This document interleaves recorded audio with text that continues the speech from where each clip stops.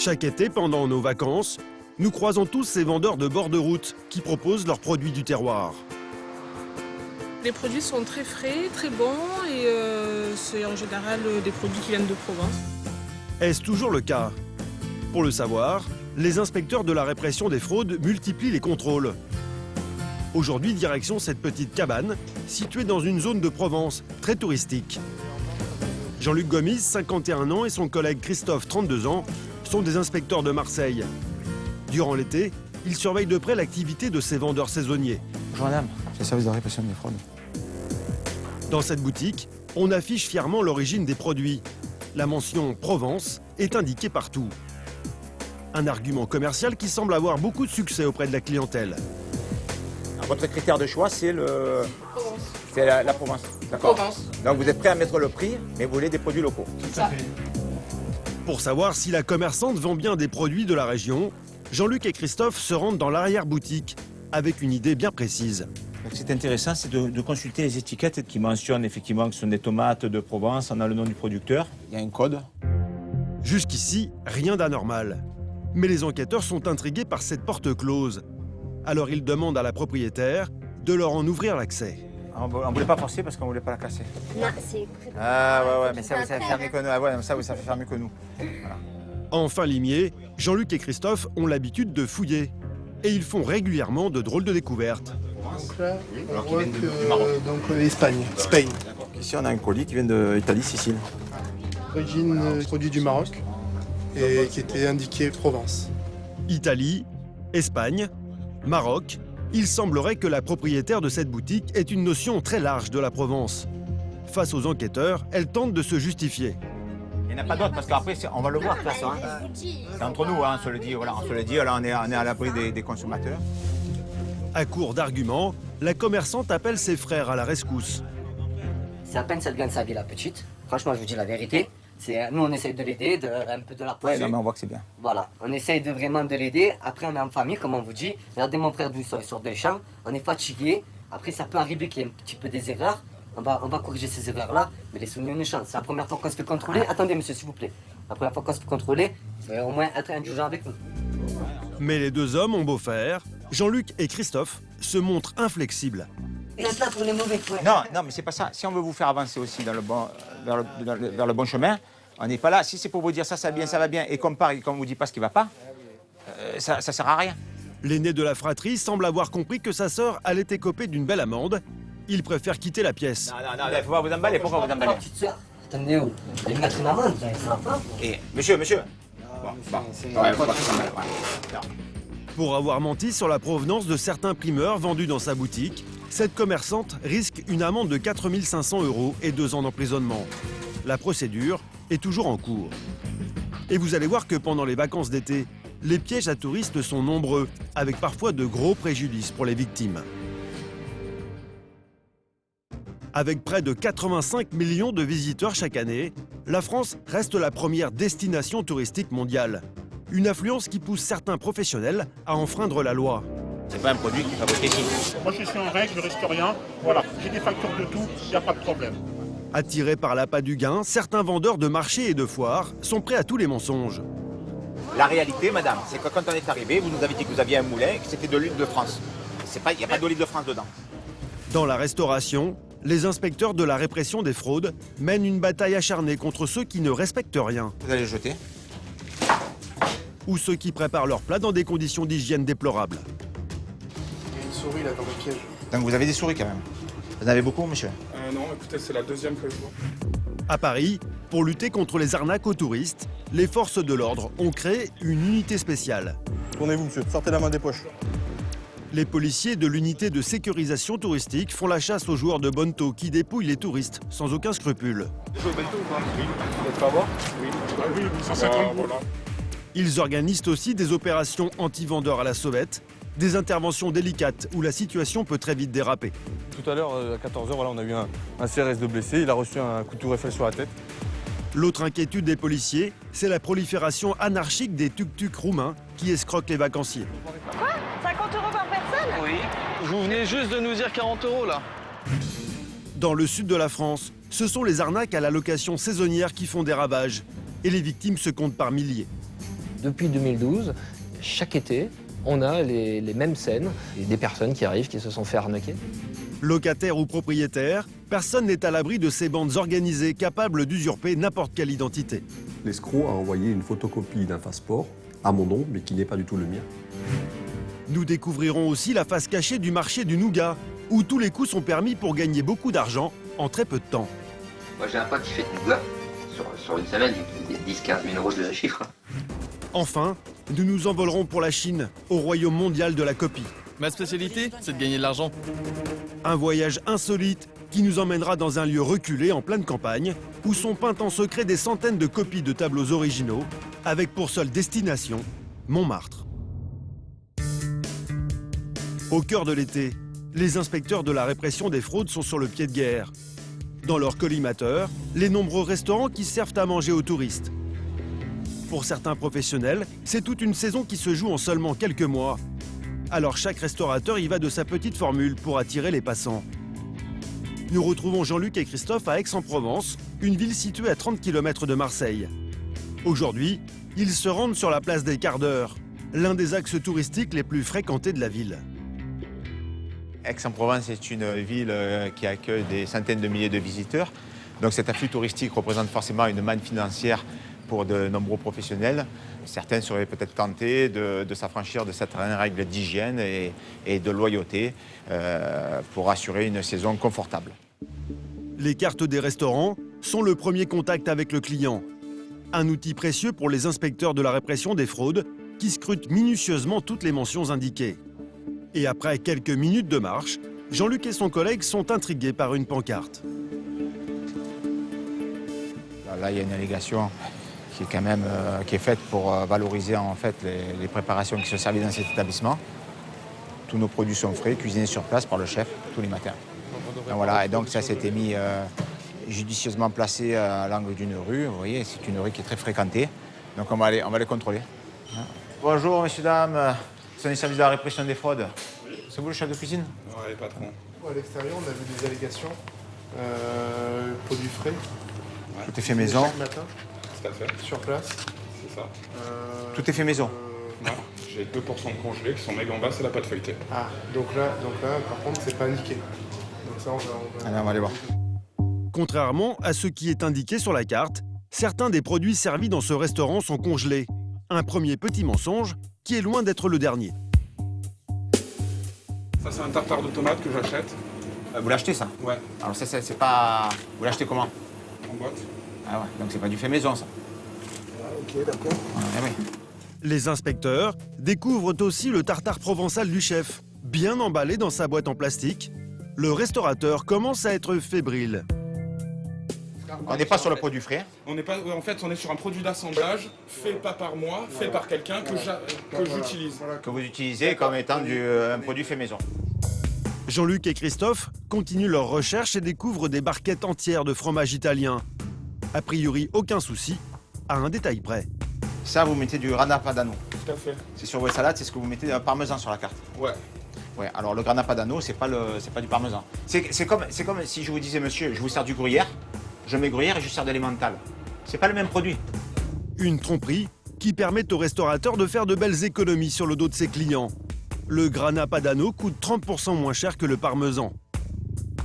Mais c'est loin d'être le plus grave. Au sous-sol de l'établissement, Christophe découvre tout un stock de produits congelés dont la date de consommation est dépassée. Ça, c'est sur la carte aussi? Non, ça c'est quand je reçois ma charcuterie, je la congèle jusqu'à les sous vide. Normalement, j'ai le droit. Ah non, monsieur. Non, parce que je vais vous dire, vous avez fait une congélation domestique, on va dire. C'est ce que fait le consommateur chez lui, n'importe quel particulier. J'ai pas le droit, donc. Non.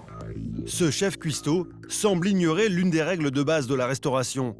Lorsque l'on met un aliment frais au congélateur, il perd une partie de sa saveur et peut être aussi contaminé par des micro-organismes. Un procédé autorisé chez les particuliers, mais pas dans un restaurant. Donc là, ça, en fait, qu'est-ce qu'il faut que j'en fasse? Ben ça, je les ramène chez moi? Non, ça, vous allez le jeter devant nous. Ça, pour une première année, j'aurais tout eu. Devant les inspecteurs, le restaurateur jette un à un les aliments périmés à la poubelle. Des saucisses, du foie gras et même des brochettes de viande, soit une dizaine de produits en tout. Vous allez être verbalisé. Ouais, ça, on fera le point après. Sans le passage des inspecteurs, ces aliments auraient pu finir dans l'assiette des touristes. Alors, pour être sûr qu'ils resteront bien dans la poubelle, Jean-Luc demande au chef de les asperger d'eau de javel. Voilà, mettez-en, monsieur. Vous en avez mis? Allez-y. Voilà, c'est bon, ok. Le restaurateur cumule les infractions. Son établissement est ouvert depuis peu et il sait déjà que tout cela risque de lui coûter très cher. Mais ce n'est rien comparé à ce qui attend Jean-Luc au rez-de-chaussée du restaurant. Il y a une souris là. Hein? Il y a une souris là dans le piège. Elle est morte, celle-là? Non, elle est collée dans le piège. Donc vous avez des souris quand même. Vous en avez beaucoup, monsieur? Non, écoutez, c'est la deuxième que je vois. Une souris prise dans un piège, au beau milieu de la cuisine où sont préparés les plats du restaurant. Jean-Luc n'en croit pas ses yeux. Oui, ça me paraissait un peu gros quand même pour des pièges à cafards. Hein. Moi, je ne suis pas un spécialiste de la désinsectisation, dératisation, mais pardon? C'est le pack complet normalement. Immédiatement, les inspecteurs demandent à vérifier les moyens mis en place pour endiguer la prolifération des insectes et des rongeurs. Jean-Luc consulte le carnet d'entretien et la dernière visite du technicien remonte à plus d'1 mois. Donc là, il a noté passage de souris déjà. Il avait Sous le bar et sous-sol. Et sous-sol. Donc, donc il y a bien la présence, il a confirmé la présence de rongeurs dans les locaux. Ce restaurateur va donc devoir prendre des dispositions radicales s'il ne veut pas que son restaurant soit fermé. Vous allez recevoir un procès-verbal d'infraction qui est assez passible. C'est 2500 € d'amende par produit. Je comprends que j'ai une infraction, mais déjà j'ai du mal à boucler mes mois parce que c'est compliqué et que je viens d'ouvrir. Le propriétaire essaye de jouer sur la corde sensible, mais il risque de devoir payer plus de 10 000 € d'amende. À partir de maintenant, il a seulement quelques jours pour se mettre en conformité avec la loi. Attention, si c'est pas fait, on n'est plus dans la contravention, on est dans le délit. On est sur 15 000 € d'amende et 2 ans d'emprisonnement. On est dans le délit. D'accord? Tout à fait. C'est donc le regard abattu que le restaurateur commence son service du midi. Au revoir. Bonne journée. Allez, au revoir. Bonne journée. Allez, au revoir, monsieur. Bonne journée. Mais vous pourrez déjà effacer. Hein. Ça, vous le faites effacer aujourd'hui. Hein. On est susceptible de repasser. Hein. Allez, au revoir. Après le restaurant, Jean-Luc et Christophe en profitent pour faire un petit détour par le marché d'Aix-en-Provence. L'été, il est très apprécié des touristes qui viennent chercher ici de bons petits produits locaux. On va commencer par celui qui est là-bas. Jean-Luc sait que cette période est propice à tous les excès et mensonges. Attirés par la foule, certains revendeurs en profitent pour gonfler leurs marges en revendant à prix d'or des primeurs achetés à prix cassé à l'étranger. Madame, vous êtes la responsable du stand? Très bien, c'est monsieur Lévy et monsieur Gomis, les services de la répression des fraudes. Sur ce stand, Jean-Luc repère plusieurs anomalies inquiétantes. À cette heure-ci, le marché est bondé, alors c'est à voix basse qu'il s'entretient avec la commerçante. Vous mettez l'origine pour certains produits. On va vérifier s'ils viennent des produits de Provence, de France. Et j'observe que sur vos ardoises, pour les produits qui viennent, les produits étrangers, vous ne mettez pas d'origine. Ben non, puisque de France, il faut le marquer. D'étrangers, quand ils nous demandent, on dit d'où ça vient, d'Espagne et tout. Non mais vous êtes obligé de marquer, quelle que soit l'origine, vous êtes obligé de marquer l'origine. Ah, mais je ne savais pas. Franchement, je ne savais pas. Ça fait combien de temps que vous faites le... 25 ans, mais je jamais... Ça fait 25 ans que vous faites du commerce? 25 ans que vous faites des fruits et légumes? Oui, jamais été contrôlé. Depuis 25 ans, elle aurait donc flirté avec la loi sans jamais avoir été inquiétée. En utilisant notamment une petite astuce que Jean-Luc connaît bien. Là, on voit bien que les colis, ils sont disposés de sorte que le client ne puisse pas voir l'étiquette, puisque l'étiquette, elle est derrière. Voilà. Donc ici, bon, c'est sûr qu'il faut avoir de bons yeux, mais néanmoins, ici, on voit bien l'origine espagnole sur le colis. En tout, Jean-Luc repère 6 produits dont la provenance n'est pas indiquée. La commerçante tente de se justifier. Client qui vient, qui me demande d'où ça vient, moi je ne vais pas aller lui dire que ça vient. Vous savez, madame, Je vais pas aller que ça se voit, mais pourquoi je veux payer la meilleure façon de s'y connaître, c'est de se mettre à la place du consommateur. Nous, on ne fait rien de plus, il n'y a rien de moins que se mettre à la place du consommateur. La protection des consommateurs, c'est la priorité des inspecteurs de la répression des fraudes. Alors pour dissuader les commerçants comme cette femme d'enfreindre les règles, les sanctions encourues sont exemplaires. Soit on qualifie ça comme pratique commerciale trompeuse, auquel cas c'est passible jusqu'à 300 000 € d'amende, soit on qualifie ça comme défaut de marquage des origines, et là c'est 1 500 € par colis. Au final, cette commerçante risque une amende de 9 000 €. L'enquête est toujours en cours. Chaque été, les inspecteurs de la répression des fraudes de Marseille constatent en moyenne 2000 infractions et dressent plus de 170 procès-verbaux. Grâce à leur travail, les vacanciers peuvent continuer à déguster de bons produits sans arrière-goût. Direction Paris, où la saison touristique bat aussi son plein. En ce mois de juillet, les rues sont remplies de vacanciers venus admirer les trésors d'architecture de la capitale. Mais cette affluence attire aussi des escrocs de toutes sortes, qui disposent de 1001 manières pour dépouiller les touristes. Vendeurs à la sauvette, tuk-tuk, jeux de bonneteau, vol à la tire. Le phénomène a pris une telle ampleur que la préfecture de police de Paris a mis en ligne une vidéo, traduite en plusieurs langues, pour mettre en garde les touristes. Ne facilitez pas la tâche des pickpockets, ne laissez rien dans les poches arrière d'un pantalon ou celle d'un sac. Face à cette menace qui nuit gravement à l'image prestigieuse de Paris dans le cœur des touristes, une unité de sécurisation touristique a été créée en avril dernier. Composée d'une trentaine d'hommes et de femmes, cette unité intervient dans les beaux quartiers, dans une zone considérée comme sensible, située entre le Trocadéro et le Champ de Mars. C'est au sous-sol du commissariat central du 7e arrondissement qu'est installé le QG de cette unité spéciale baptisée US3T. Depuis 2015, la tenue des policiers s'est considérablement étoffée. Gilet pare-balles obligatoire et chaque agent embarque avec lui plusieurs kilos d'équipement. Bonjour à tous et toutes. Sandrine, la chef de service, indique aux policiers les objectifs de la journée. Donc pour aujourd'hui, le TP Bravo, spécialité Bonneteau. Donc vous essayez en RER, de prendre le RER et de partir sur les secteurs bien définis. En plein été, la bête noire des forces de l'ordre, ce sont les jeux de bonneteau improvisés dans la rue.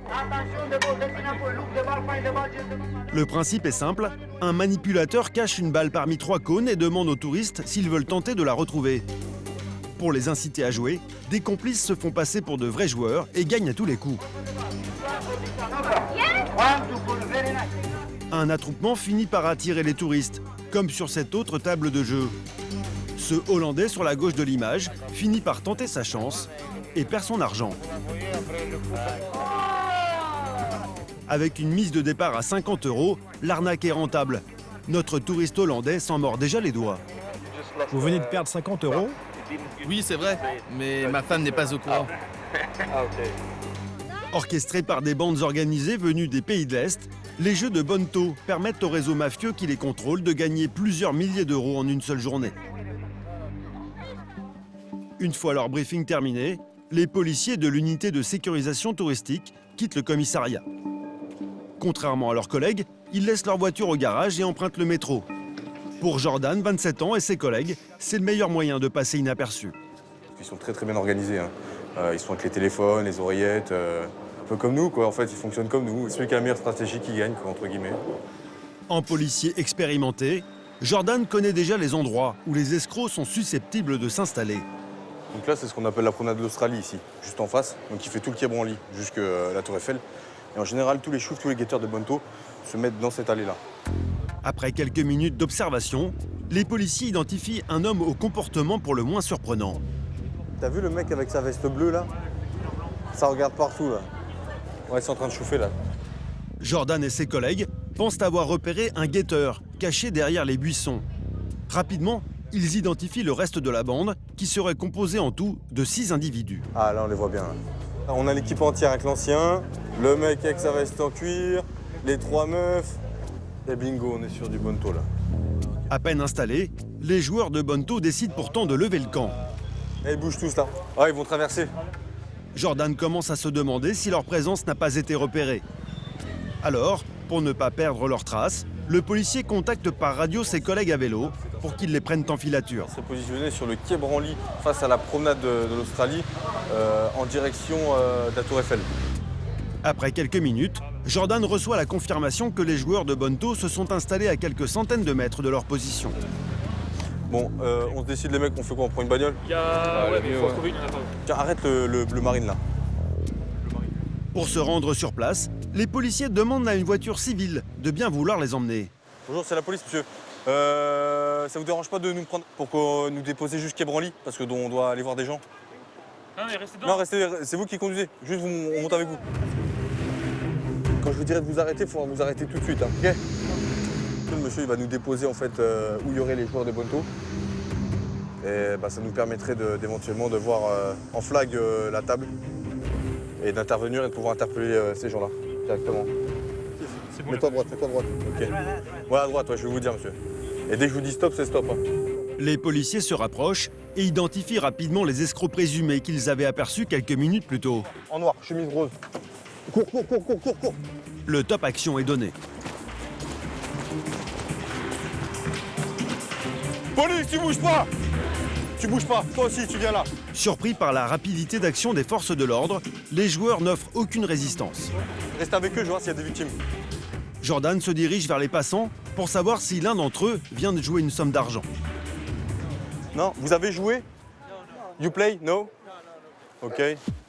Pour les policiers, trouver une victime est primordial, car son témoignage permettrait de caractériser l'infraction comme une escroquerie, un délit passible de 5 ans de prison et de 375 000 € d'amende. Ça, je garde sur moi, d'accord? D'accord? Après vérification, Jordan et ses collègues ne trouveront que quelques billets sur les escrocs présumés. Ils seront pour la plupart convoqués au tribunal. Quant au matériel saisi, il sera détruit. On va aller mettre tout le monde dans le TC? Dans leur lutte acharnée contre les jeux d'argent illicites organisés dans les rues de Paris, ces policiers peuvent compter sur un soutien précieux, celui des caméras de vidéosurveillance disséminées un peu partout dans la capitale. Dans la zone située entre le Trocadéro et le Champ de Mars, il y en a une quinzaine. C'est ici, dans cette pièce retranchée du commissariat du 7e arrondissement, nommée la station directrice, que toutes les images sont captées et enregistrées. US3T Bravo, TL07.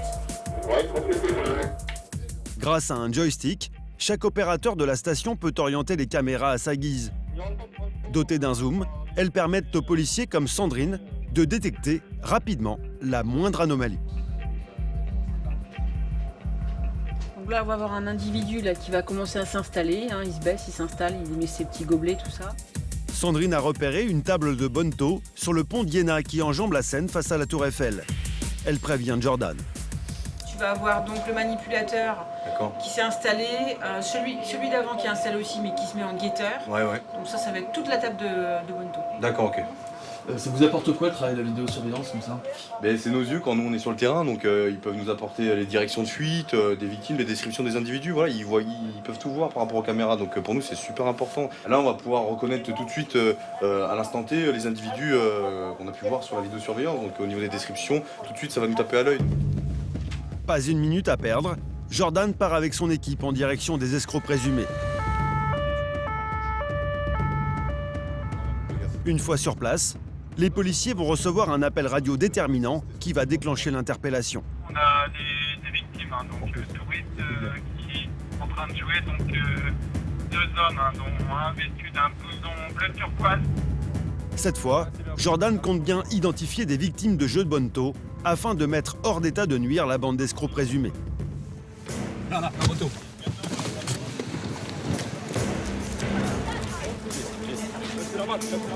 Aussi, ici. Une fois la bande appréhendée, l'un des policiers part à la recherche des victimes, dont il a obtenu la description grâce à ses collègues de la vidéosurveillance. Oui, vous avez joué au bento ou pas? Oui, vous n'êtes pas voir? Oui.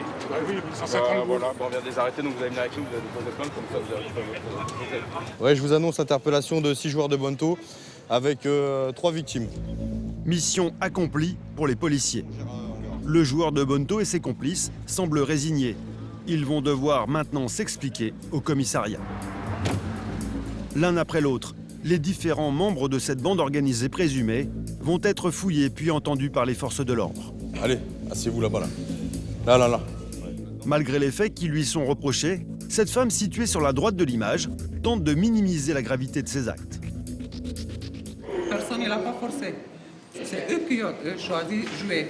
Personne elle a dit faut jouer, faut mettre d'argent. C'est lui tout seul qui l'a sorti d'argent, c'est eux tout seuls qui sont joués. Les victimes, qui viennent du sud de la France, n'en reviennent pas d'être tombées aussi facilement dans le piège tendu par les escrocs présumés. On est venu en famille se balader pour visiter Paris.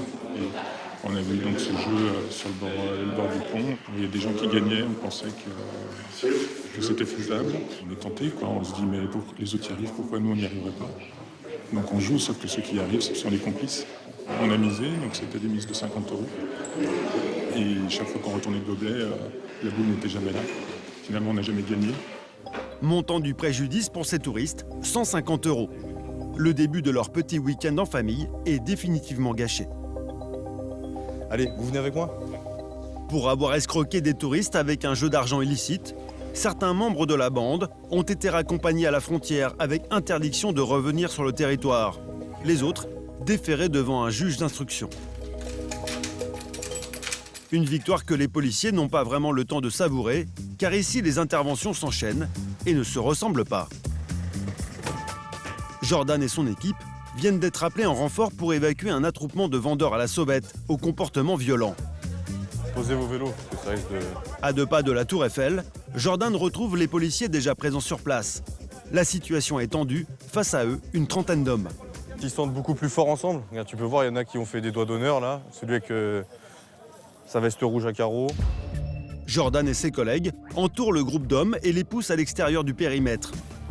Les policiers gardent leur distance pour éviter tout accident, car un peu plus tôt dans la journée, la situation a dérapé. Tout à l'heure, à 14h, voilà, on a eu un CRS de blessé. Il a reçu un coup de Tour Eiffel sur la tête. Et ils n'hésitent pas, quoi. Les perches à selfie, pour eux, c'est des bâtons pour se défendre. Un acte de violence qui fera les gros titres de la presse ce jour-là. Le mis en cause est un sans-papier de 19 ans. Léo, vous allez à droite? Progressivement, les vendeurs à la sauvette reculent. Mais certains d'entre eux n'hésitent pas à défier les forces de l'ordre. Alors Jordan préfère temporiser. C'est bon, c'est bon, c'est bon, c'est bon, c'est bon, c'est bon. C'est bon, c'est bon, c'est bon, c'est bon, c'est bon, c'est bon, c'est bon, c'est bon, c'est bon. L'évacuation se termine sans aucun blessé. Mais Jordan sait déjà qu'il devra renouveler l'expérience d'ici quelques heures. Ils sont assez dangereux, ils sont assez agressifs. Ils abordent les touristes, ils sont vraiment insistants. Ils proposent pas, c'est limite, ils imposent la vente. Donc ouais, c'est un gros problème de sécurité publique. Et les vendeurs à la sauvette ne sont pas les seuls dans le collimateur des policiers. Il y a aussi les tuk-tuks illégaux qui prolifèrent. Il faut plus revenir ici, d'accord? Il faut arrêter.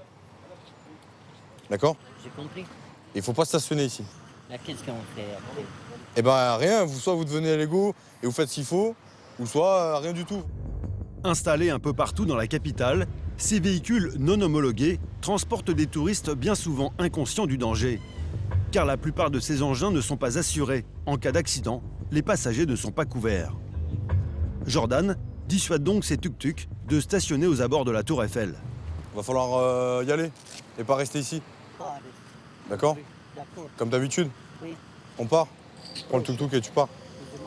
Si le policier est aussi expéditif, c'est parce que la plupart de ses chauffeurs auraient mis en place une petite combine pour escroquer les touristes. Ils en profitent, ils proposent une course et au final, à l'arrivée de la course, c'est jamais le même prix. Pour comprendre comment ils s'y prennent, nous nous sommes glissés dans la peau d'un touriste équipé d'une caméra discrète. Nous sommes allés à la rencontre d'un chauffeur de tuk-tuk stationné près du Grand Palais. Hi. C'est combien pour l'aller-retour Trocadéro? De la Trocadéro, 20 euros. 20 euros? Oui. Ok. 20 € pour 2 km de course, c'est un peu cher mais bon. Nous embarquons direction le Trocadéro. D'emblée, le tuk-tuk emprunte la piste cyclable alors que c'est interdit. Et nous ne sommes pas au bout de nos surprises. Mais vous avez le droit de passer sur des passages piétons comme ça? Oui. Ah oui? Au mépris du code de la route, l'homme roule sur les passages piétons et emprunte même le couloir de bus. Quelques instants plus tard, nous arrivons à destination. 2 ou 3 photos souvenirs et nous demandons à notre chauffeur de nous ramener à notre point de départ. Vous voulez retourner? Ouais. C'est 20 euros, 20 euros. 40 euros. Le tarif du retour est identique à l'aller, jusque-là, rien d'anormal. Mais une fois arrivés sur le pont, nous allons vite déchanter. Alors c'est combien? C'est 40 euros pour personne. Par personne? Oui. C'est pas ce que vous nous avez dit. Vous avez dit 40 euros. Subitement, ce chauffeur vient de se rappeler qu'il avait une grille tarifaire. Le prix de notre course n'était pas global, mais pour une seule personne. Nous devons donc payer 80 € au chauffeur pour l'aller-retour. Mais en quelques secondes, le prix va encore grimper. Ça fait combien en tout? 50 € par personne. Quoi? Oui. 50 € par personne? Oui. Là, vous venez juste de nous dire 40 € là. Ça fait 1 heure, ça fait pas 1 heure là. Le chauffeur veut nous facturer 100 € pour 1 heure de course, alors que nous ne sommes restés qu'une demi-heure avec lui. Nous refusons de payer. À force d'argumenter, il nous accorde finalement une ristourne. Discount pour vous, 30 € 30. Au final, nous réglons 60 € pour 4 km de course. Le même trajet nous aurait coûté 10 € en moyenne avec un taxi. Comme des centaines de vacanciers, nous venons d'être victimes d'une petite arnaque parfaitement rodée. Mais chaque été, prolifèrent aussi des arnaqueurs d'une toute autre ampleur que les forces de l'ordre ont bien du mal à interpeller. À l'approche de la belle saison, toujours le même rituel. Les Français sont à l'affût du moindre bon plan pour trouver une location de vacances pas chère. En moyenne, leur budget est de 1 084 € pour une semaine. Mais plus on s'approche de la mer et plus les prix flambent. Alors pour trouver la perle rare, les Français scrutent les bonnes affaires sur les sites spécialisés et notamment les locations entre particuliers. En été, la demande est telle que certaines de ces offres cachent en fait de véritables escroqueries qui rapportent plusieurs dizaines de milliers d'euros à leurs auteurs. L'été dernier, Gérard, 48 ans, en a fait les frais. Sur un site de petites annonces en ligne, il trouve un appartement aux prestations exceptionnelles. En plus d'être bien équipé, le logement dispose d'un balcon-terrasse et d'une cuisine dernier cri. Il y avait même une piscine, pas loin de la mer, on pouvait y aller à pied. Donc c'était intéressant. Le tarif était correct, 550 € par semaine, donc ce qui faisait sur 15 jours 1 100 €. Après un échange de mails avec le propriétaire, Gérard reçoit un contrat de location signé. Il le renvoie avec la somme de 300 € demandée pour garantir la réservation. Quelques semaines plus tard, Gérard et sa famille partent pour Argelès-sur-Mer, heureux à l'idée de se retrouver tous ensemble. Mais après un long voyage, sitôt arrivé sur place, Gérard sent que quelque chose ne va pas. Ce qui m'a un peu interpellé, c'est qu'il y avait déjà beaucoup de monde qui attendait dehors. Et il y avait même des gens qui étaient en pleurs. Bien. Et arrivé au portail de l'immeuble, il y a une personne qui nous arrête et puis qui nous demande si c'était pour une location. Je dis oui, c'est pour une location. Et il nous demande notre contrat. Alors je lui présente notre contrat et tout de suite, il nous a dit que c'était une arnaque. S'il y avait autant de personnes en pleurs ce jour-là, c'est parce qu'elles ont toutes été victimes de la même escroquerie. Voici quelques conseils pour la repérer.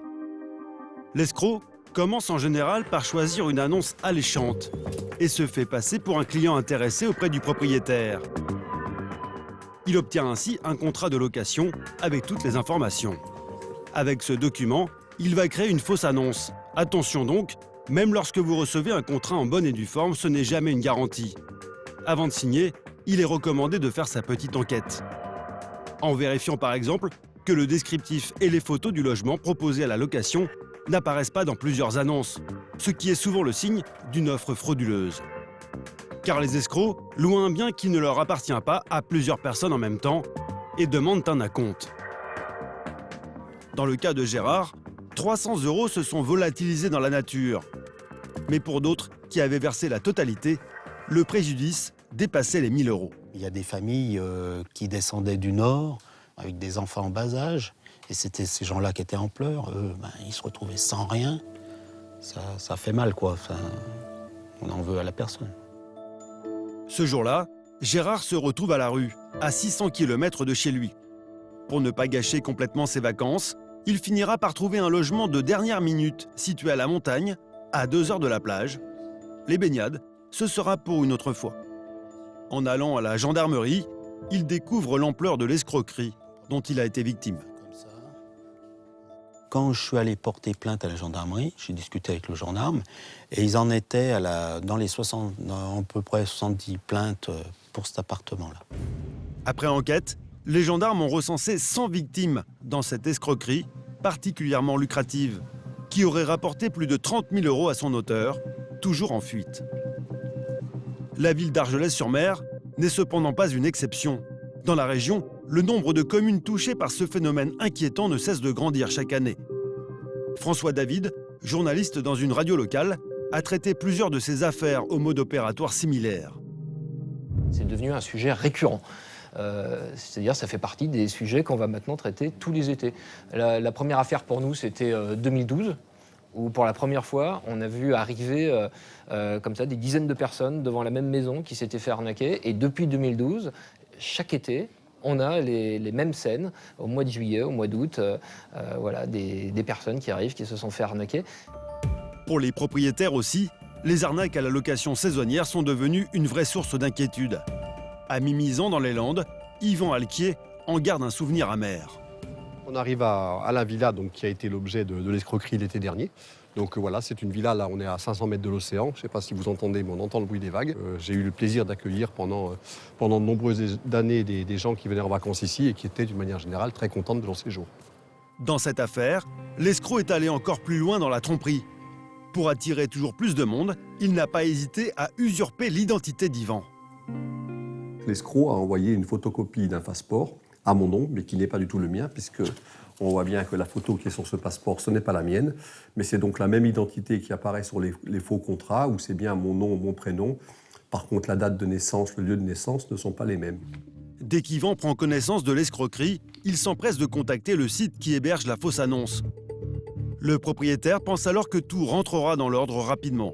Ils me répondent « Bonjour, merci pour votre message. Après relecture de l'annonce, celle-ci semble effectivement douteuse. Nous allons donc la retirer du site et les utilisateurs qui ont été en contact avec cette arnaque seront prévenus. » Peu de temps après son retrait, l'annonce est republiée par l'escroc.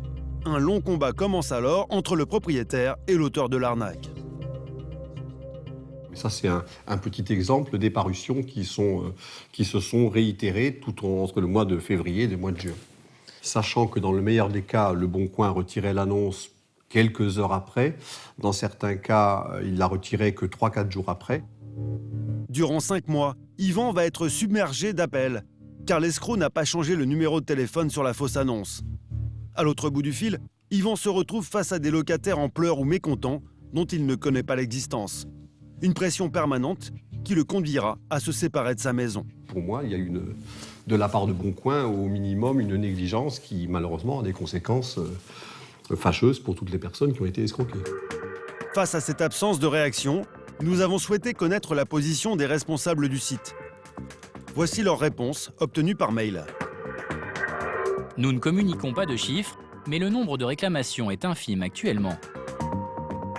Pourtant, en poursuivant la lecture, nous comprenons que le site est conscient de ses failles. Nous travaillons aussi sur un système permettant un dépôt d'art sécurisé, mais c'est encore au stade de projet. Avec 800 000 annonces postées chaque jour, il semblerait que le site internet ait encore du mal à démêler le vrai du faux. Une aubaine pour les escrocs de toutes sortes. Alors, pour éviter de ruiner vos vacances, la vigilance s'impose. Dans le sud de la France, nous retrouvons les inspecteurs de la répression des fraudes de Marseille. Aujourd'hui, Jean-Luc Gomis vient à Saint-Rémy-de-Provence pour contrôler les vendeurs de l'un des marchés les plus réputés de la région. Il est accompagné d'Audrey, 32 ans. Jean-Luc a repéré quelqu'un qui vend de l'huile d'olive dont on sait que c'est possible qu'elle francise, donc on va aller vérifier ça. Depuis 16 ans, il traque les vendeurs peu scrupuleux, alors il sait où les trouver. L'an dernier, il a déjà contrôlé cette vendeuse qui écoulait de l'huile d'olive étrangère en la faisant passer pour un produit local. Pour savoir si elle a changé de comportement, ils se font passer pour des clients. Dans mon huile, il y a 32% d'olive d'Italie. 30% d'huile d'olive d'Italie, d'accord. D'olive. D'olive. D'huile d'olive. D'accord. Et le reste, c'est 70% d'olive de... Mais locale? D'ici. D'accord, c'est dit. Pleine d'entrain, l'exposante raconte l'histoire de ses olives. Et pour déclencher l'achat, elle n'hésite pas à jouer sur les sentiments. Vous avez un moulin, en fait, ce que vous dites? Le grand-père à petite fille. D'accord, vous êtes moulinier d'olive. D'accord. Son huile d'olive serait donc à 70% française. Les 30% restants viendraient de l'Union européenne. Un argument qui ne passe pas du tout auprès de Jean-Luc. Ça vous a réfléchi à me prendre ? Vous continuez de vendre cette huile pour de l'huile de France. Ah non, je vous ai montré la phrase. Non, mais par contre... Madame, la réalité, madame, c'est que quand on est arrivé, vous nous avez dit que vous aviez un moulin et que c'était de l'huile de France. Il n'y a pas d'olive de France dedans. Il n'y a pas d'olive de France. Si Jean-Luc est aussi affirmatif, c'est que selon lui, l'huile d'olive fabriquée en France coûte au moins le double. Compte tenu du prix, on ne peut pas avoir de l'huile d'olive de France à 12 € le litre. Parce que l'huile d'olive de France, ça représente même pas 1% de la production mondiale. Donc quand on a de l'huile d'olive de France, on ne va pas la mélanger avec d'autres huiles étrangères. Pour avoir caché à ses clients l'origine exacte de ces produits, elle risque une amende de 1 500 € et une peine d'emprisonnement de 2 ans. L'enquête est toujours en cours. Et vous allez voir qu'elle n'est pas une exception. Chaque été, les Bouches-du-Rhône accueillent 9 millions de touristes qui viennent découvrir les petits villages et leurs nombreux marchés. Avec ses 100 exposants, celui de Saint-Rémy-de-Provence est l'un des plus populaires. Les touristes peuvent y trouver souvenirs, fruits et légumes ou produits artisanaux. C'est vraiment typique de la France, de Saint-Rémy. C'est magnifique. Le pâté, le vin, les herbes provençales. Nous sommes très heureux. Jean-Luc et Audrey continuent leur contrôle. Après la vendeuse d'huile d'olive, ils ont ce matin une autre cible en vue. Je vais aller faire un stand de nougat parce qu'il y a une des commerçantes qui est artisan sur le nougat qui m'a indiqué que beaucoup de revendeurs en fait faisaient passer pour des producteurs de nougat. Pour découvrir comment le vendeur présente ses produits aux touristes, Audrey joue la cliente mystère. Ouais, vous avez de la réglisse, ici vous avez du marron glacé, ici vous avez de la pistache, amèrement caramélisé. Après, donc, Nutella. Le tiramisu, le fruit des bois et l'amande. D'accord. C'est votre confiserie là? C'est ça. D'accord, ok. Allez, Puis en plus on a le petit sac de la confiserie, c'est sympa. L'exposant d'une cinquantaine d'années se présente comme un confiseur. Partout sur son stand, il propose même des sacs aux couleurs de sa marque. En ce mois d'été, de nombreux touristes veulent rapporter un petit souvenir de la région, alors les commandes s'enchaînent. Ça vous fait 20 €. Le marché de Saint-Rémy-de-Provence se trouve à seulement 100 km de Montélimar. Audrey va donc tenter de savoir où sont fabriqués les produits de cet exposant. C'est du nougat de Montélimar? Non, pas du tout, c'est fabricant à 4 km. Ah d'accord. Vous avez directement l'artisanat. D'accord, c'est votre fabrication. Voilà, c'est la fabrication. Vous le faites avec du vrai Nutella du coup? Moi, il n'y a pas de noisette, ça fabrique. Ah, vous fabriquez votre pâte de noisettes. D'accord. Bon, hein. Après avoir laissé le vendeur exposer ses arguments de vente, les inspecteurs finissent par se présenter. Service de répression du fraude, monsieur. Madame Berrier, monsieur Gomis. On vérifie les allégations présentées aux consommateurs. À ce titre, on se fait passer pour des consommateurs mystères. Face à Audrey, le vendeur a indiqué qu'il fabriquait lui-même ses nougats. La première action des inspecteurs est donc de vérifier si l'homme leur a bien dit la vérité. Donc ça vient de chez vous? Non, ça vient pas de chez moi. Il y a du nougat dedans? Oui, il y a du nougat, mais pas tout. Quel est votre statut, monsieur? Moi, je suis artisan, moi, à l'origine. On est en train de monter, un labo en ce moment. Monsieur, je vous comprends, je vous entends. Je vous pose la question. Au jour d'aujourd'hui, quel est votre statut au jour d'aujourd'hui? Au moment où on se parle, quel est votre statut? Moi, je suis artisan, moi. Concrètement, ces produits-là, est-ce qu'ils sont fabriqués dans votre labo? Vous n'avez pas de labo? Non, je n'ai plus de labo. J'avais un labo, mais j'en ai plus. Donc, ils proviennent pas de votre labo? Voilà. Non. Le problème, c'est que ce ne sont pas vos produits. Oui, mais après, j'essaie de faire... voilà, comme je suis artisan. L'homme bafouille, répète la même phrase en boucle, mais à demi-mot, il vient d'avouer aux inspecteurs que les produits vendus sur son étal n'étaient pas les siens. Jean-Luc poursuit ses recherches et découvre un carton écrit en italien. Donc voilà, dessous on voit bien que c'est rédigé à l'étranger. Visiblement, si on se fie à l'étiquetage qu'il y a sur ces cartons, c'est pas un produit qui est fabriqué ici. Mais bon, c'est fini parce qu'on n'arrête pas de se faire... oui, mais monsieur, on n'arrête pas, on travaille, on essaie de travailler et on n'arrête pas de se faire embêter. Monsieur, il y a travaillé et oui, je suis d'accord, mais en fait, moi, je vais vous dire sincèrement, moi, je suis en règle, je risque rien. Voilà, j'ai des factures de tout, il n'y a pas de problème. Des problèmes, il risque pourtant d'en avoir. Lorsqu'il se fait passer pour un producteur de nougat local, il ment ouvertement à ses clients. Délices de citron, votre fournisseur? Italie, ça. Alors, ensuite, amandes et chocolat noir. Ça, c'est Italie aussi. Chocolat fondant Nutella? Italie. Ça, tout le reste, c'est Italie. Le contrôle touche à sa fin. L'occasion pour Audrey de donner une bonne leçon de morale à cet homme peu scrupuleux. Votre discours, il était vraiment trop peur pour le consommateur. Donc cessez cette pratique, c'est ce qui compte le plus. Et puis moi, je vous entendrai sur les éléments et communiquez-moi tout ce que je vous ai demandé. Convoqué pour s'expliquer quelques jours plus tard, l'exposant ne s'est jamais présenté. Une infraction pénale, passible de 2 ans d'emprisonnement et 300 000 € d'amende. L'enquête est donc toujours en cours. Et il n'y a pas que le nougat. Au top 5 des plus grosses arnaques sur les marchés, on retrouve en tête la charcuterie corse, dont 90% de la production provient en fait de cochons importés. Le savon de Marseille, fabriqué à 90% en Chine. Un pays qui fournit la plupart des faux produits locaux vendus sur les marchés, comme le miel ou encore les couteaux Laïol. Il y a aussi les herbes de Provence, cultivées en Pologne, au Maroc et en Turquie. Sur les marchés du sud de la France, de moins en moins de touristes sont dupes. À l'image de ce couple originaire de Pau, en vacances dans la région. C'est de la trappe touriste un peu quelque part, de faire croire qu'un produit vient d'ici de la région alors qu'on sait pertinemment que c'est pas vrai. Voilà. Donc on est obligé d'être vigilant sur ce qu'on consomme, ce qu'on achète. Ça gâche un peu le côté soleil, le côté Provence, ça gâche un peu. Notre pays perd un peu de son identité. Cette affaire de faux confiseurs a attisé notre curiosité. En Provence, le nougat est considéré comme une institution. Sur les marchés, il se vend souvent à la découpe à des prix très élevés.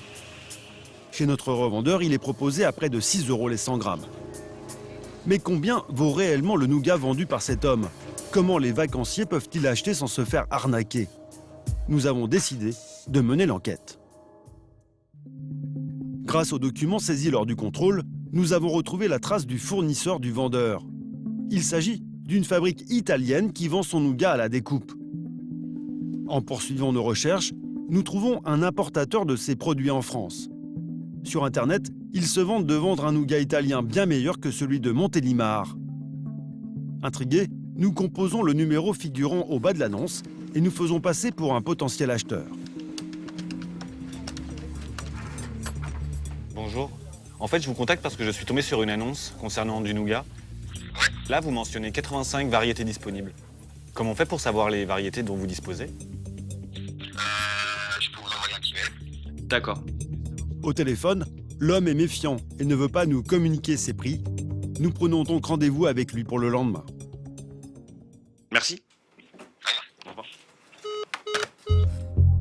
Le grossiste se trouve en banlieue parisienne. Après 1 heure de route, nous arrivons dans un quartier résidentiel. À partir de cet instant, nous filmons en caméra discrète. Voici l'adresse indiquée et la surprise. Il s'agit d'un petit pavillon d'habitation. Bonjour. Vous allez bien? Très bien, et vous? Je m'attendais pas à tomber sur une maison comme ça. C'est ça, c'est la fin. Ah oui, vous faites de tout? Et voilà, moi je fais. J'ai mes 2 domaines d'activité, c'est la confiserie, Ouais. comme vous l'avez vu. Et ma deuxième activité, c'est tout ce qui est matériel de cuisine. Ça va de produits de présentation de gâteaux jusqu'à la pince, le ciseau, tout ça. D'accord. Après une courte visite des lieux, le grossiste tient à connaître les raisons qui nous ont poussés à le rencontrer. Nous lui parlons alors de l'exposant de Saint-Rémy de Provence, qui vendait du nougat italien et faisait croire aux touristes qu'il le fabriquait. Lui, franchement, lui m'a bluffé. Bon, ça, c'est artisanal, c'est fait chez moi, machin et tout, c'est à 5 km d'ici, tac, tac, tac. Il a vu avec des lunettes? Il avait des lunettes carrées, ouais. Vous le connaissez? Non, mais c'est l'archétype, ça veut dire que c'est le vieux de la vieille, ça se trouve, il n'a jamais fait de nougat de sa vie, mais il présente bien, on lui fait confiance parce qu'il a un certain âge. Vous savez, je voulais trouver le modèle du gars, parce qu'il est vieux, il vend du nougat, s'il dit qu'il fabrique, les gens vont le croire. Donc voilà. Après, vous pouvez changer de truc. Moi, je travaille pour mon beau-père qui fait du nougat. Vous pouvez... Les gens ne iront pas vérifier, mais ils aiment bien une belle histoire. Il faut les emmener quelque part, les gens. Ils sont sur un marché. Du nougat, ça reste du nougat. Hein. C'est du sucre transformé avec des blancs d'œufs. Tu dis que tu l'as fait la veille dans ton laboratoire, c'est crédible. Mis en confiance, le grossiste nous propose d'acheter des gâteaux de 4 kg de nougat afin de les découper selon nos besoins. Nous allons enfin connaître le prix de revient de ces confiseries fabriquées en Italie.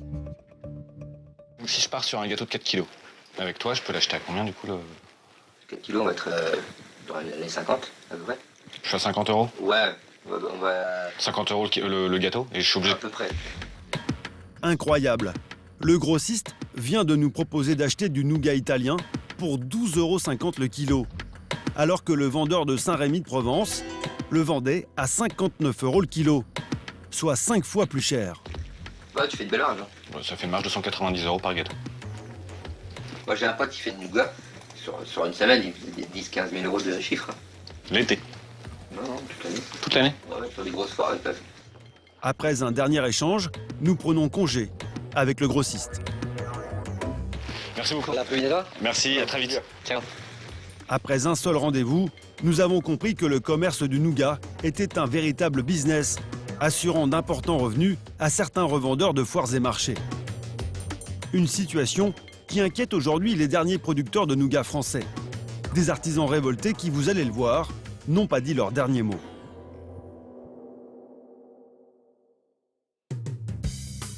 En France, quand on parle de nougat, le premier mot qui nous vient en tête, c'est Montélimar. Aujourd'hui, ils sont encore une dizaine à le fabriquer de façon artisanale. Comme ici, dans cette maison créée en 1949. Son patron, Hervé Conto, confectionne du nougat avec passion depuis plus de 30 ans. Bonjour messieurs, dames. Vous pouvez vous approcher, hein? Parce que acheter du nougat, c'est bien, mais voir comment il est fait et avec quels ingrédients, c'est encore mieux. Créée au XVIe siècle, la recette du nougat de Montélimar est inchangée. Du miel, du sucre, des blancs d'œufs, de la vanille, des amandes, des pistaches et surtout, beaucoup d'amour, selon le patron. On le regarde, on le voit monter. C'est un peu comme quand tu déshabilles une jolie femme, en fait. C'est sensuel, cette confiserie. Depuis quelques années, cet artisan amoureux du nougat se bat pour protéger l'appellation nougat de Montélimar, sans succès. Car aujourd'hui, il subit la concurrence déloyale des nombreux revendeurs installés sur les marchés provençaux. Et le revendeur, lui, ce qu'il veut, c'est s'en mettre plein les poches. Hein, donc Coef 3, Coef 4, il emplâtre le consommateur. Mais comme c'est un marchand à la sauvette comme ça va durer une saison, il a fait son argent et terminé. Mais qui c'est qui ramasse derrière? C'est le fabricant. Hervé a du mal à cacher sa colère, et il y a de quoi. Il ne peut empêcher un revendeur d'acheter du nougat moins bon que le sien et le revendre 3 à 4 fois plus cher. Il est donc difficile pour le consommateur de savoir vraiment ce qu'il achète. Alors un seul conseil, goûter. Un nougat, quand on le mange et qu'on a cette saveur de miel qui envahit la bouche, cette saveur de vanille, on sait que là, on a un bon produit. Donc, c'est au client d'être extrêmement vigilant. Déjà, essayez de faire en sorte qu'il y ait la marque du fabricant. Donc, si vous avez un nougat qui vient de Trifouilly-les-Oies et vendu avec un code postal qui vient d'un pays de l'Est, vous laissez tomber.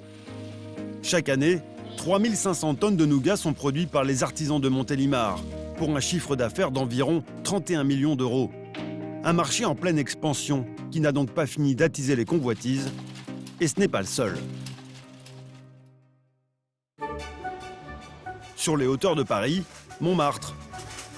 Jérôme Feuguer, 44 ans, démarre sa journée. Ça va bien? Ça va? Jérôme fait partie des 300 artistes peintres accrédités par la mairie de Paris pour travailler sur la célèbre place du Tertre. Nous, on fait partie un petit peu des meubles. On est un peu des acteurs, hein, on est un peu des comédiens finalement. On finit par se fondre dans le décor. Les touristes viennent chercher ici le Paris d'autrefois, avec ses petites rues pavées, ses terrasses et son ambiance si particulière. C'est un mauvais garçon, il a des façons pas très catholiques. Pendant que certains se font tirer le portrait, d'autres cherchent simplement un souvenir à accrocher dans leur maison. C'est le cas de ces touristes canadiens. Ici, on peut voir les artistes, dessins en place. Et ça nous dit, c'est vraiment la belle chose. Mais aujourd'hui, l'emplacement de Jérôme lui permet tout juste de gagner sa vie, car les ventes de tableaux sont en baisse. Pour les petits formats, une bonne journée, on va en vendre une dizaine. Pour les grands formats, une bonne journée, on va en vendre un, peut-être deux. Et voilà, c'est très aléatoire en fait, c'est pas tellement régulier. En cause, les nombreuses boutiques réparties aux alentours de la place. Selon Jérôme, elles profiteraient de l'attraction exercée par les peintres pour revendre à prix d'or de simples copies. Ah, nous, on est les vrais. Alors maintenant, si les gens veulent acheter du faux, on les avertit, on leur dit attention, dans cette zone-là, vous allez vous faire alpaguer. Puis il y a les galeries derrière. On les prévient, on leur dit voilà, ces gens-là n'ont pas d'autorisation, ils nous nuisent parce qu'après, les touristes, les visiteurs font l'amalgame, ils se disent tiens, c'est tous des escrocs. Eh ben non, nous on est les vrais et on peint devant vous. Pour savoir si Jérôme dit vrai, nous nous faisons passer pour un touriste à la recherche d'un tableau de Paris. Équipés d'une caméra discrète, nous entrons dans une première boutique afin de connaître l'auteur des tableaux exposés dans la galerie. C'est qui alors du coup le peintre? C'est M. Paul Carrière. Il est sur la place? Je pense pas. Il est en retraite à mon avis. Lui, il était sur la place. Il est vieux. Ah, c'est un vieux. donc ça c'est un de ses derniers tableaux alors? Ah, bah, je pense oui. Bon, il peint encore beaucoup Paul Carrière, parce qu'il y en a un là, il y en a un là, il y en a un là. Pour quelqu'un qui a arrêté de peindre... Le vendeur de cette première boutique semble plutôt gêné quand on lui demande si ce tableau a été peint place du Tertre. En revanche, impossible de savoir s'il s'agit d'une copie.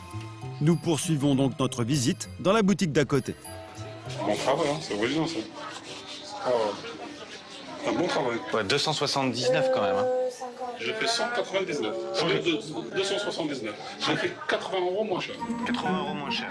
En un éclair, le prix de cette toile vient de chuter de 30%. Un geste commercial qui laisse planer quelques doutes quant à l'originalité de cette toile, signée par un certain François. François, c'est le top. Ok. Son produit, ça marche. Mais c'est un étranger ou c'est un Français alors? C'est un Français, mais il vient à l'étranger. Ah d'accord. Il vient de nous avouer que le tableau n'avait pas été peint ici. Mais alors, qui sont ces mystérieux François, Paul Carrier ou Burnett qui a signé cette toile? De véritables artistes ou de simples fantômes? C'est dans une troisième boutique que nous allons obtenir un premier élément de réponse. Il me faut 2 longues. Une femme longue, comme ça. Il me faut 20 femmes aussi, j'en ai pas derrière. Au moins 10, quoi. La bouteille, regarde ce que j'ai. C'est quoi, c'est les commandes du jour? C'était les commandes du jour. Oui, ça serait pas mal, ouais. Au moins pour la semaine, là, on va. Par chance, nous venons d'assister à un échange entre la vendeuse d'une boutique et ce qui semble être son fournisseur de tableaux. Nous décidons donc de suivre cet homme dans la rue. Nous le retrouvons derrière une fourgonnette remplie de toiles. J'ai une boutique à Saint-Rémy-de-Provence. En fait, je suis venu à Montmartre parce que dans ma petite boutique, j'aimerais bien avoir des tableaux avec de la Provence. Des paysages un peu typiques du sud de la France. Mis en confiance, le fournisseur nous confesse le lieu secret où sont fabriqués ces tableaux. Je travaille avec des peintres en Serbie, je suis d'origine serbe et je distribue pas mal de boutiques à Paris. Selon ce fournisseur, de nombreuses boutiques de souvenirs parisiennes revendraient des tableaux serbes représentant les grands monuments de Paris. Ça, la taille ici, la moyenne c'est 10 € et les plus petits sont à 6. Donc ça c'est 10, 22 et le petit 6, le tout petit. D'après lui, ces toiles bon marché seraient écoulées entre 30 et 60 € en boutique. Mais au royaume de la copie, il ne serait pas celui qui offre les meilleurs tarifs. À Paris, moi je vais être honnête avec vous. Vous avez des tableaux chinois, c'est ce qu'ils achètent les commerçants. Vous allez voir tout ce qui se vend à 15 €, 20 €, tout ça, ça vient de Chine. La différence de qualité entre le travail qui est fait en Serbie et en Chine, alors du coup? Moi, je ne peux pas concurrencer les Chinois au niveau de prix, mais au niveau de qualité, c'est nettement meilleur. Une nouvelle information à exploiter.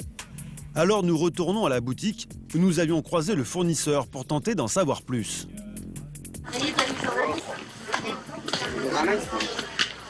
Non.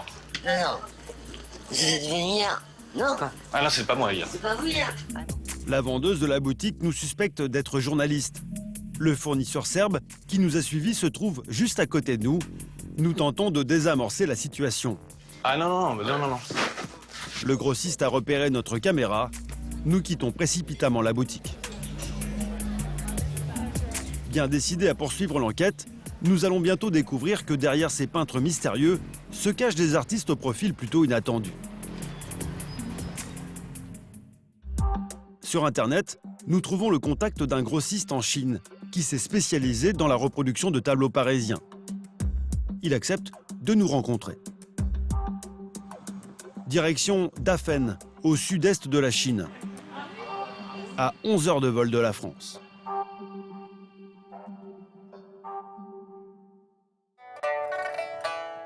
Une fois atterris, nous rejoignons Di, notre interprète sur place. C'est elle qui va nous permettre de décrypter les rouages du business de la copie de tableau. Un art qui se perpétue depuis près de 30 ans dans le Montmartre chinois, Dafen. Grossistes et particuliers viennent du monde entier pour s'approvisionner en copies de tableaux originaux. Car ici, en Chine, une loi autorise la reproduction d'une œuvre si son auteur est décédé depuis plus de 50 ans. C'est votre spécialité, les paysages? Ma spécialité, c'est de gagner de l'argent. Dans cette ville-atelier à ciel ouvert, se côtoient près de 8000 peintres. Nous avons maintenant rendez-vous avec le grossiste qui a accepté de nous parler de son activité. Sur sa devanture, M. King indique en chinois et en anglais sa spécialité, les tableaux de scènes de rue parisiennes. Tout un programme. Je vous fais visiter? À l'intérieur, des centaines de toiles protégées par des plastiques. On y retrouve tous les monuments de Paris, et notamment ceux qui se trouvent aux abords de Montmartre, comme le Moulin Rouge. Au détour d'un escalier, nous tombons sur un visage familier, la copie est saisissante. Le stock de M. King est impressionnant. Nous nous empressons de lui demander qui sont ses clients. Là, c'est pour envoyer à Paris. Vous vendez beaucoup à Paris? Oui, je vends beaucoup là-bas. Ils sont nombreux à me passer commande. Et quels sont les modèles préférés des clients parisiens? La tour Eiffel se vend bien, et aussi les grands monuments. Ce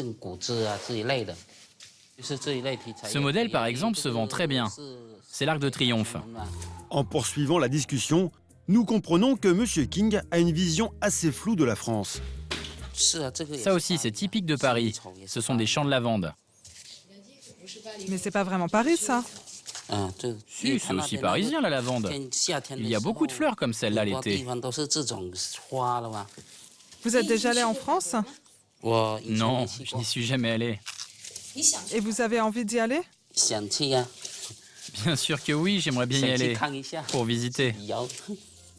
Parmi toutes les toiles, voici le monument qui se vend le plus. Pour le grossiste, ce modèle réunit tous les ingrédients pour plaire aux touristes. Il y a la tour Eiffel, la Seine, l'architecture. Tout y est. Et en plus, le dessin est très beau. C'est le Paris romantique avec les deux amoureux en noir et blanc qui se baladent main dans la main.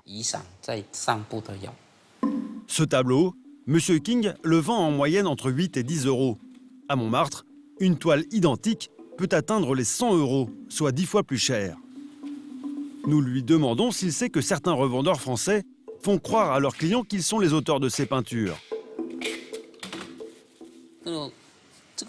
Je sais qu'il y a des peintres parisiens qui disent que ce sont eux qui ont peint mes tableaux. C'est comme cela. Je peux le comprendre. Cela se vend toujours plus cher une toile faite par un peintre local. S'ils le font eux-mêmes, ils n'arrivent pas toujours à obtenir la même qualité que mes toiles. Reste maintenant à savoir qui peint cette quantité impressionnante d'œuvres d'art. La question semble le gêner. Non, je n'ai pas envie de vous montrer cela. Je ne le fais jamais. Pourquoi est-il si réticent à nous montrer les artistes qui travaillent pour lui? Après 3 heures de négociation, notre interprète finit par convaincre le grossiste de nous laisser rencontrer un de ces artistes. Et vous allez voir qu'il est plutôt étonnant. Nous reprenons donc notre voiture pour une destination inconnue.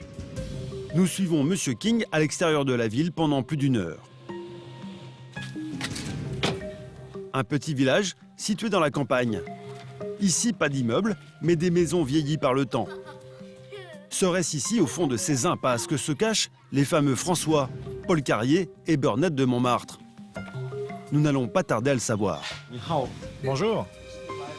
Voici la pièce où cet artiste peint ses œuvres. En levant les yeux au ciel, nous découvrons des dizaines de toiles en train de sécher à l'aide d'un vieux ventilateur. La chaleur est étouffante. Tu n'as pas besoin de modèle? Non, je peins depuis longtemps. Je n'ai pas besoin de modèle. Ce sont des dessins d'inspiration libre, en fonction des demandes du client. La tour Eiffel, l'Arc de Triomphe, Notre-Dame de Paris et le Sacré-Cœur. À main levée, Ce peintre chinois réalise devant nous une rue parisienne avec l'Arc de Triomphe. Sur le mur de la pièce, une autre toile représente Notre-Dame. Les détails sont d'une infinie précision. En 20 ans, cet homme dit avoir peint plus de 50 000 œuvres. Un travail harassant dont il est difficile de connaître la rémunération exacte. Et quand nous lui posons la question, c'est M. King qui s'empresse de répondre à sa place. Il gagne 25 € pour peindre 10 heures. S'il travaillait dans une usine, il gagnerait la même chose en travaillant 8 heures. Du coup, c'est vrai que c'est pas toujours facile d'être peintre. 25 € par jour pour 6 tableaux, soit 4 € la toile en moyenne. Nous avons du mal à y croire, car en à peine une heure, notre artiste peintre vient déjà d'en réaliser 3 devant notre caméra. Selon nos estimations, cet homme réalise en fait une trentaine de tableaux chaque jour. Alors, nous jouons les étonnés auprès de M. King. On a quand même l'impression qu'il peint beaucoup plus vite. Oui, mais il n'est pas aussi efficace tous les jours. On ne peut pas travailler comme cela tout le temps. Alors c'est exceptionnel aujourd'hui. On ne peut pas peindre comme cela tous les jours. Quand il est de bonne humeur, il en fait plus. Mais demain, si ça se trouve, il n'aura pas le moral. Donc il ne peindra pas.